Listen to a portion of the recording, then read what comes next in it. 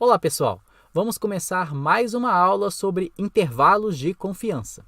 Recapitulando o que já vimos até agora, fixando o meu nível de confiança em 1 menos alfa, para encontrar o intervalo de confiança para a média, precisamos calcular o valor de C1 e C2, tal que a probabilidade do parâmetro populacional estar entre estes dois valores seja 1 menos alfa. E para isso, utilizamos as distribuições amostrais que vimos em aulas anteriores. Por exemplo, quando o sigma é conhecido, sabemos que x barra menos μ dividido por sigma sobre raiz de n tem uma distribuição aproximadamente normal padrão. Ou ainda, quando não conhecemos esse desvio padrão populacional, temos que a distribuição da média amostral é uma t com n menos 1 graus de liberdade. E hoje aprenderemos essa última situação, em que o nosso parâmetro populacional é a proporção e utilizaremos aqui a proporção amostral, que é esse P-chapéu. E pelo teorema central do limite novamente, P-chapéu menos a esperança de P-chapéu, que é esse P no numerador, dividido pelo desvio padrão de P-chapéu, que é a raiz de P1 menos P sobre N, tem uma distribuição aproximadamente normal padrão. Então, utilizaremos essa distribuição e vamos isolar agora o parâmetro P do numerador. Então, o processo é exatamente igual aos anteriores. A única diferença é que o parâmetro de interesse agora é a proporção populacional. Então, vamos aprender o intervalo de confiança para a proporção. E, novamente, faremos isso através de um exemplo. Uma amostra aleatória de 625 pessoas revela que 70% preferem a marca B de detergente. Construa um intervalo de confiança de 95% para a proporção aqui populacional de pessoas que preferem essa marca. Então, o que está sendo solicitado aqui é o valor de C1 e C2, tal que a probabilidade dessa proporção populacional estar entre esses dois valores seja de 95%. Ou seja, queremos que nos extremos tenhamos 2,5% para cada lado, para que no interior seja os 95% de interesse. E para isso, utilizaremos a distribuição amostral da proporção, que é dada dessa forma aqui. E já sabemos, pelo teorema central do limite, que ela converge para uma normal padrão. Então, temos que encontrar o valor Z1 e Z2 na tabela normal, tal que nos extremos tenhamos 2,5%, para que no interior seja os 95%. E olhando na tabela, esses dois valores é o menos 1,96 e 1,96. Agora basta que isolemos o parâmetro P do numerador para chegar nesse valor de C1 e C2. Então, isolando essa quantidade, chegamos nessa probabilidade. Mas veja o que está acontecendo aqui. O desvio padrão de P-chapéu é raiz de P1 menos P dividido por N.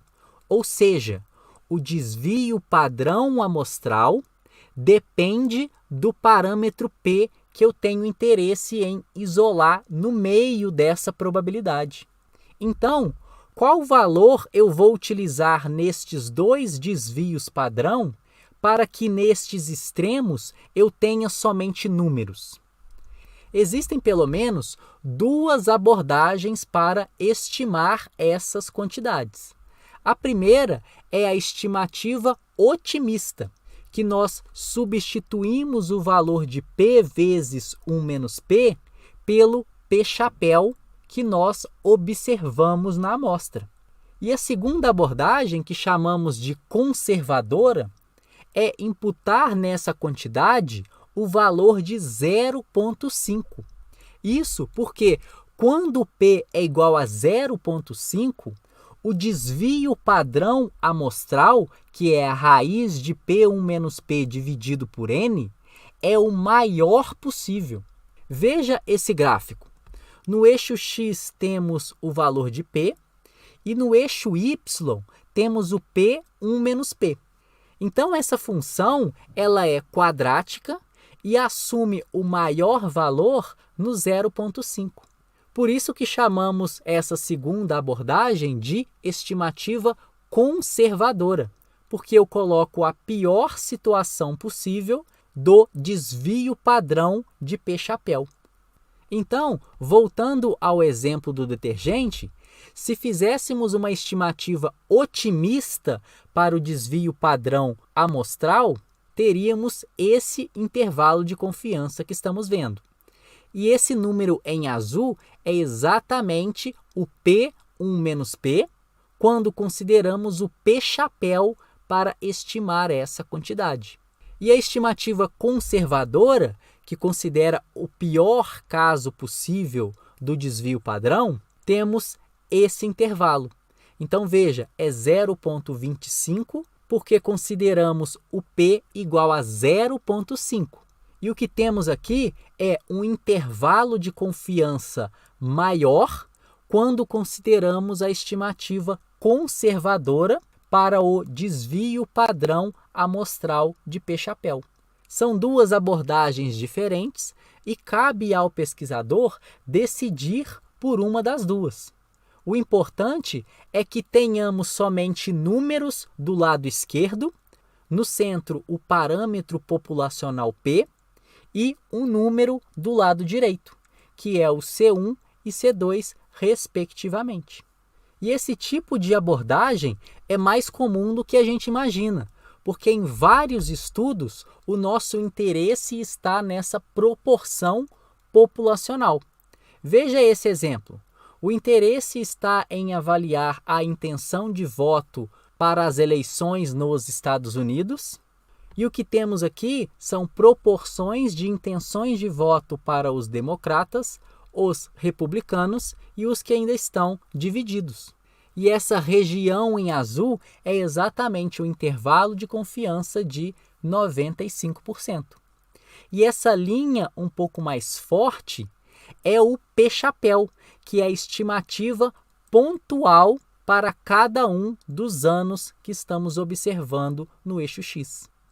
Então, terminamos aqui mais essa aula em que aprendemos o intervalo de confiança para a proporção populacional.